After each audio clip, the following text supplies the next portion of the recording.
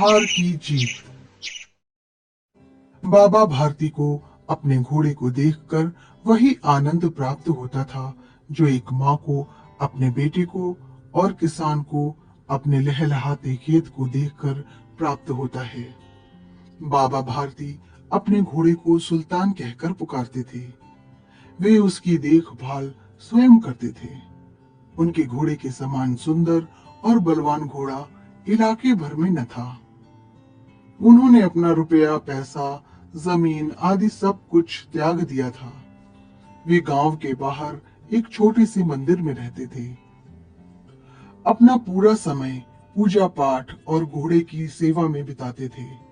वे घोड़े की चाल पर लट्टू थे। प्रतिदिन सुल्तान पर चढ़कर 8-10 मील का चक्कर जरूर लगाते थे। उसी इलाके में खड़क सिंह नाम का एक प्रसिद्ध डाकू रहता था। उसका नाम सुनकर लोग थर थर कांपते थे। खड़क सिंह ने भी घोड़े की प्रशंसा सुनी तो वह बाबा भारती के घोड़े को देखने के लिए बेचैन हो उठा और एक दिन दोपहर में बाबा भारती के पास पहुंच गया। बाबा भारती ने पूछा, खड़क सिंह, क्या हाल है? कहो, इधर कैसे आ गए? आपके घोड़े सुल्तान की चाह इधर खींच लाई। बहुत प्रशंसा सुनी है उसकी। सुना है देखने में बहुत सुंदर है। खड़क सिंह ने उत्तर दिया। बाबा भारती खड़क सिंह को लेकर अस्तबल में पहुंचे। बाबा ने घोड़ा दिखाया तो खड़क सिंह घोड़े को आश्चर्य से देखता रह गया। उसने अपने जीवन में ऐसा सुंदर घोड़ा देखा ही न था। उसने सोचा कि ऐसा घोड़ा तो मेरे पास होना चाहिए। जाते जाते उसने बाबा भारती से कहा, बाबा जी, मैं यह घोड़ा आपके पास नहीं रहने दूंगा। यह सुनकर बाबा भारती डर गए। अब उनकी रात की नींद उड़ गई। वे रात दिन अस्तबल की रखवाली करने लगे। परंतु कई महीने बीतने के बाद भी जब खड़क सिंह नहीं आया तो बाबा भारती निश्चिंत हो गए। एक दिन की बात है। बाबा भारती संध्या के समय घोड़े पर सवार होकर घूमने जा रहे थे। तभी उनके कानों में आवाज पड़ी, ओ बाबा, इस कंगले की बात सुनते जाना। बाबा भारती ने मुड़कर देखा। एक अपाहिज वृक्ष की छाया में पड़ा कराह रहा था। वे उसके पास पहुंचे और बोले, क्यों, तुम्हें क्या कष्ट है? अपाहिज बोला, बाबा, मैं दुखिया हूँ, मुझ पर दया करो। राम वाला यहाँ से 3 मील दूर है, मुझे वहीं पर जाना है। घोड़े पर चढ़ा लो, परमात्मा भला करेगा। बाबा भारती ने घोड़े से उतरकर अपाहिज को घोड़े पर बिठा लिया और स्वयं उसकी लगाम पकड़कर धीरे धीरे चलने लगे।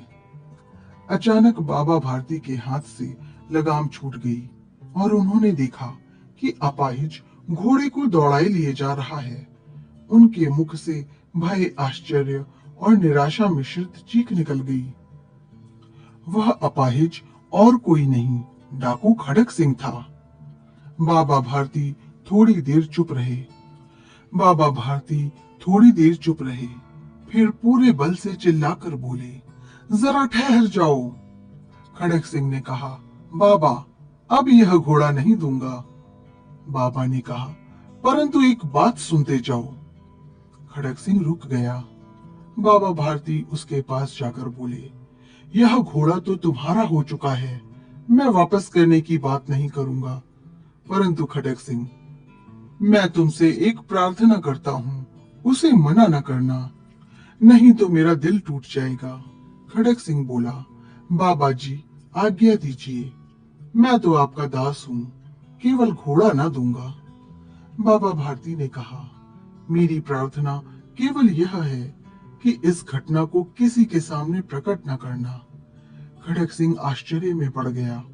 उसकी समझ में कुछ नहीं आया। तो उसने बाबा भारती से पूछा, बाबा जी, इससे आपको क्या डर है? बाबा भारती ने उत्तर दिया, यदि इस घटना का पता लोगों को चल जाएगा तो कोई भी व्यक्ति किसी गरीब पर विश्वास नहीं करेगा। इतना कहकर बाबा भारती चले गए, परंतु उनके शब्द खड़क सिंह के कानों में गूंजते रहे। उसने सोचा, बाबा भारती के कैसे ऊंचे विचार हैं और कैसा पवित्र भाव है। उन्हें केवल इस बात का ख्याल है कि कहीं लोग गरीबों पर विश्वास करना न छोड़ दें। ऐसा मनुष्य मनुष्य नहीं, देवता के समान है। खड़क सिंह रात के अंधकार में बाबा भारती के मंदिर में पहुंचा। उसने सुल्तान को अस्तबल में बांध दिया और स्वयं सावधानी से बाहर निकल आया। इस समय उसकी आंखों में नेकी के आंसू थे। सूर्योदय से पूर्व ही बाबा भारती उठे। उन्होंने स्नान किया और उसके बाद इस प्रकार जैसे कोई स्वप्न में चल रहा हो, उनके पांव अस्तबल की ओर बढ़े। परंतु यह ध्यान आते ही कि सुल्तान तो वहां है ही नहीं, वे निराश मन से वहीं रुक गए। अस्तबल में बंधे सुल्तान ने अपने स्वामी के पांवों की चाप पहचान ली और जोर से हिनहिनाया। बाबा भारती आश्चर्य और प्रसन्नता से अंदर की ओर दौड़े और घोड़े को देखकर उसके गले से लिपटकर इस प्रकार रोने लगे, मानो कोई पिता बहुत दिन से अपने बिछुड़े हुए पुत्र से मिल रहा हो। फिर संतोष पूर्वक बोले, अब कोई गरीबों की सहायता से मुंह न मोड़ेगा।